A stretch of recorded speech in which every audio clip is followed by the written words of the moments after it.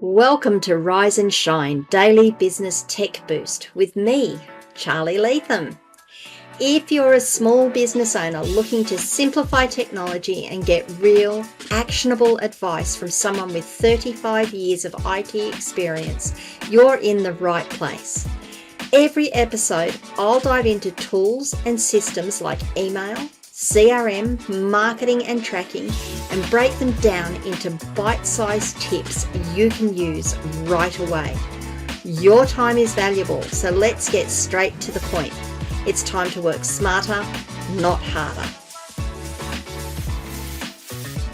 Rise and Shine. It's your daily dose of business tech inspiration with me, Charly Leetham. Episode number 491. And today we're going to be adding a DMARC record to my domain name, but I'm going to show you how to do it so you know how to do it to yours. And then we're going to test it with MX Toolbox to make sure that it's there and you can see what the approval screen looks like. That's the word I'm looking for. Before we get into that, though, I want to just share the article that I wrote a little while ago about DKIM and DMARC and what they do. So that hopefully it helps a little when we're talking about why we want when we're talking about what they are, why you want to use them, why they're important. More importantly, it's going to tell me what DMARC actually does. No, I know it's just easier if I read out what I've written before. So let's go have a look. Okay, so this is the article I wrote, demystifying DKIM and DMARC, your shields against the dreaded email spam.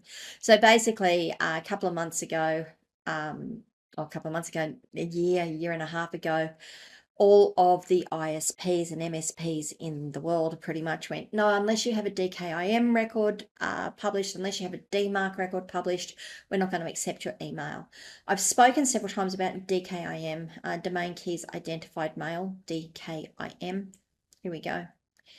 It's like your email secret handshake. It's a way for email senders to digitally sign their messages, proving they're legit and not some shady imposter trying to sneak into your inbox. Okay. Yep, I know. It's a very colorful article. So when you send an email, DKIM adds a unique signature to the message header using cryptographic keys that are tied to your domain name. I'm just going to simplify that down to DKIM tells receiving mailboxes whether that domain that is sending or that service that is sending on behalf of your domain is allowed to send email on behalf of your domain. I explain it more in this article. It's worthwhile going and have a good read of it. And that is how the mail gets into there. Now, the other part of it is the DMARC, domain-based message authentication, reporting and conformance. I know, long, right? Think of DMARC as DKIM's trusty sidekick and defining how to handle an email that fails the DKIM or the authentication checks. So what DMARC does is if the email goes out and it fails the authentication, DMARC will tell the receiving end what to do with it. Do you fail it? Do you reject it? Do you quarantine it? Do you let it go and just record it? We'll go through that when we set up the DMARC record in just a moment. The point that I'm getting to here is that you need both on your domain name. Well, typically you need both on your domain name. Some receiving services will reject emails if there is no DMARC. If there's no DMARC record, or say, no, you're not set up properly, we're not going to use you. So you do need to have on your domain name your DKIM record, which we covered in the podcast the other day, and a DMARC record. The DMARC record, let me just come back and have a chat to you now that I've gone through this article or this part of the article.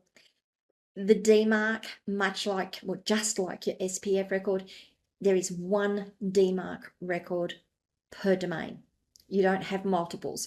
So it's really important when you go through your authorization, authentication on your services that you use. When I'm talking about services, I'm talking about Google Workspace, I'm talking about Zoho Mail, I'm talking about MailChimp and Zoho Campaigns and MailerLite, your CRM that sends on behalf of your domain, maybe even your membership site or your WordPress or your website, you have to have all of those authenticated to send on behalf of your domain. So when you're doing those and they're going through the authentication processes, is make sure add your DMARC record. If you've already gone through the process before, or you've got other services that are already using it, don't go and add a new DMARC record. Go and find the one that you've got and make sure that it's valid. That's all you need to do.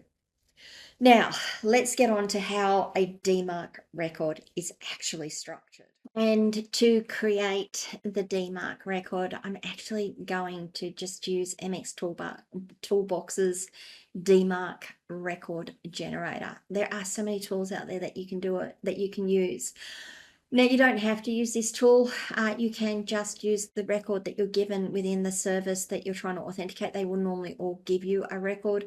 I also use Cloudflare, and Cloudflare also will create a DMARC record for me. But I want to add it manually so that you can see how to do it, so you understand the structure of the DMARC record that we're creating. So let's go and share that screen.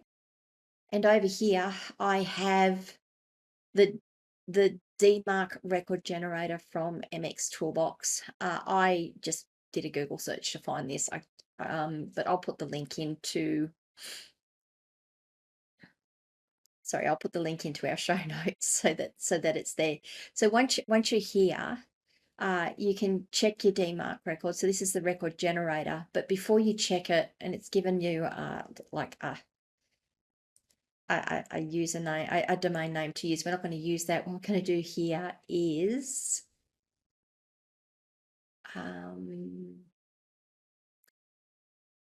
yes, we are actually going to do that. We're going to go ask charlyleetham.com. Now I'm going to make sure I've got this spelt right. Yes, I do. Check DMARC record.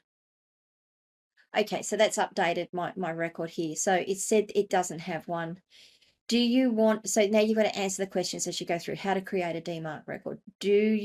How do you want email that fails DMARC to be treated by the recipient? We recommend that you start with the policy of none, which is reporting mode. So you've got the option of none, which just means that if it fails the DKIM authentication, it will still go through and you'll get a note saying that it's gone through. Otherwise, you can make it quarantine it, or you can just reject it. Honestly, I would start with none. Up to you, but I would do that. It's asking what email addresses you want. Should aggregate DMARC reports be sent to? You can put your own email address in here. I'm going to show you a little hint later on. Nope. Now, the problem with doing this, I'm going to be perfectly honest, is that you get an email for every email that is sent. I've got so many DMARC reports in my inbox at the moment. I just archive them off. What email addresses would you like to receive forensic DMARC failure reports? So you see here it's giving DMARCreport.com the email. You can put your own in, or you can just leave it as the default. I'll show you a little trick once we add this entry in. Okay. Would you like to have MX Toolbox automatically process your DMARC reports for analysis and delivery insights? I'm going to say no, mostly because I don't want to pay for an MX Toolbox account, so I don't really want to be sold anything. I would leave it as no. If we do need to go down and do forensics and work out what's going on, we can do that. We're just trying to get the record set up. Okay, so now we've got this. Now what you see here is across here on the right hand side, we have a record. It's a TXT record. The host name is _DMARC.askcharlyleetham.com, and the value is all of this stuff. We're going to edit this in a minute.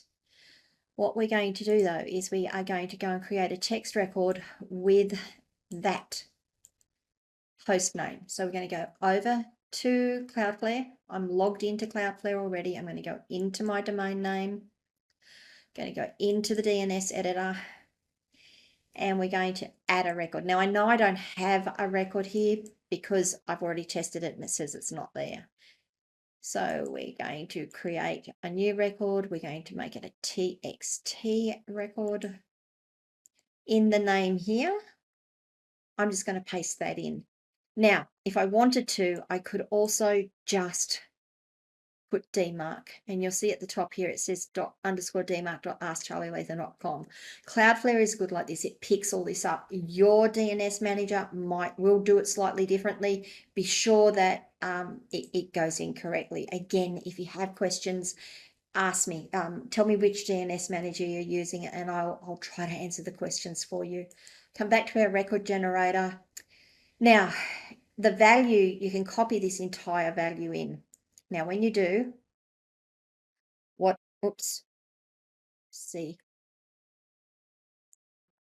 just paste it into the content. Now, when you do that, these last entries here, these last 3 entries here, they're going to be the ones that send you the email if it fails. You can leave the record like this. It will be perfectly fine. Just be aware that if you've put your email address in there, you are going to be getting the reports of every email that is sent on behalf of your domain and fails, or on behalf of your domain and is successful. If you don't want to get them, just delete everything. The very minimum DMARC record you need is V equals DMARC1, P equals none. This none is the method that it takes if authentication fails. And at this point, it's just going to be reporting. That's all you need. You just need the DMARC record to be there. Now, because we want this to go out quicker and I want to be able to verify it earlier, quicker, faster, there we go. I'm going to set that to 1 minute and I'm going to click save.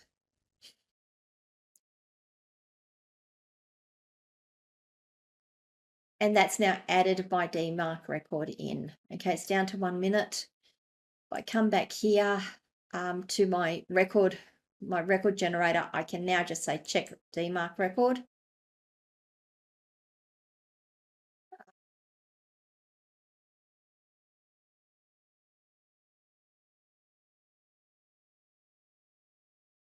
No, we're not going to do it there. We're going to come across to Super Tool. We're going to drop this down to DMARC lookup and we're going to put our domain name in. This is the easiest way to do it. Make sure that you check that it's all there. Click on DMARC record, DMARC lookup.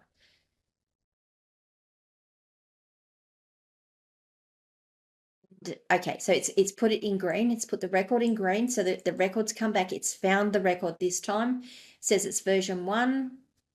And it says here that our policy is none. Now, it's giving us an advisory here that says DMARC policy not enabled, DMARC quarantine reject policy not enabled. That's fine. Remember what I said, you can put it into reporting mode only, or you can put it into quarantine and reject. If you find people are trying to spoof your email and send stuff on your behalf, I would be upping these to quarantine and reject. To begin with, though, because you don't want to just reject everything outright, you want to be able to find what doesn't already have a DKIM signature on it, isn't already signed the way it should be. Leave it set as none. And the rest of these are green ticks, so we're ready to go. So that is how we create and add a DMARC record to our domain name. Now, the last thing I'm going to do is just go back to my domain name here, go back to that record because it is now propagated. And I'm just going to set that to auto and save it.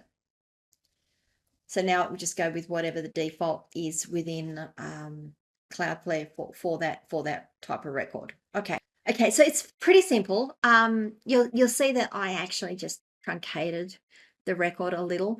If you're not comfortable in truncating the record, in modifying it, just take the record that you get from the DMARC generator and use that. You can use their email addresses. You can just set that up and it will work perfectly fine. It will work better than perfectly fine. It will work exactly as it should be working.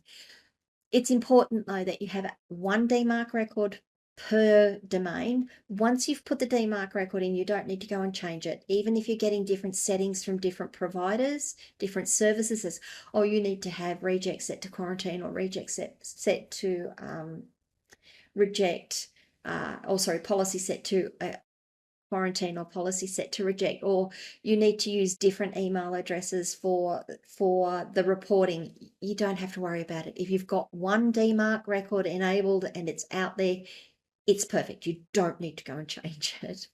Okay. What do you guys think? Is that useful to you? Do you have comments? Is it confusing? Does it make I'll link back to that article that I wrote. I'll also link to the record creator for you as well, because that's a really handy tool to have. Let me know what you think in the comments. Let me know if you have any questions in the comments wherever you are watching or listening to this video. You can also come and join me on my locals community, askcharlyleetham.locals.com. I'd love to see you over there. It is for business owners who want to get a handle on their tech. If this video has been useful to you, please give it a like. I would really appreciate that. And if you haven't already, please do subscribe to the channel and ring the notification bell to find out when I drop my next piece of content. I'll see you guys all tomorrow. Bye.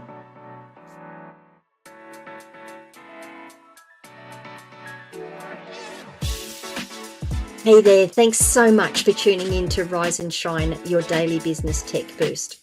I hope today's episode gave you some actionable insights that will make your business tech work smarter for you.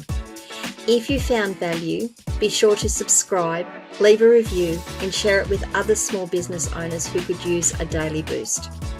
For more tips, tools, and resources, visit www.askcharlyleetham.com. Until next time, keep rising, keep shining, and let's make tech simple together.